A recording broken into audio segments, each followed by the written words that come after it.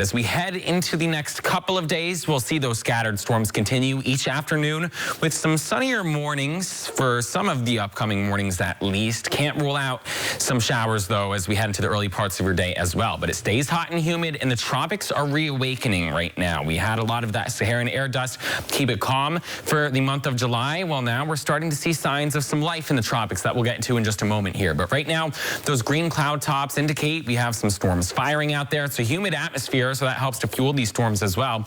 And these showers might linger as we head into the evening hours, past sunset to around midnight. But then tomorrow morning, we are on the dry side to start the day, mostly sunny skies.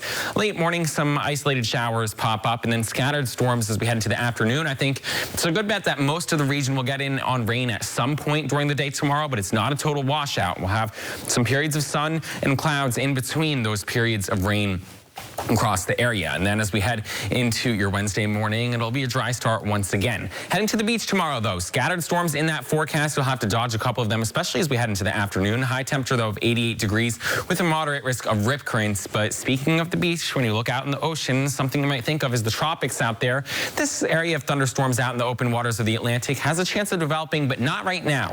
Once it gets towards the Caribbean islands, that's when it has its chance of developing, and that'll be a 50% chance over the next 7 days, but it doesn't really make its way here until the middle part of the week. But what exactly is this storm going to do once it gets out into the Caribbean? Well, we'll see the tropical moisture really increase over the Caribbean islands as we head towards the middle to latter parts of the week. If a storm develops a little bit more quickly, it'll start to curve out into the Atlantic, or at least affect ports of the eastern seaboard. A weaker storm might make its way into the Gulf, and that could help increase our rain chances not this week or into the weekend, but into the early part of next week is the time frame we'd be looking at this. But still too soon to tell if we'll see any impacts from that at all. But as we head throughout the next 7 days, scattered storms each of the next 7 afternoons, some sunnier periods at times with highs in the mid-90s.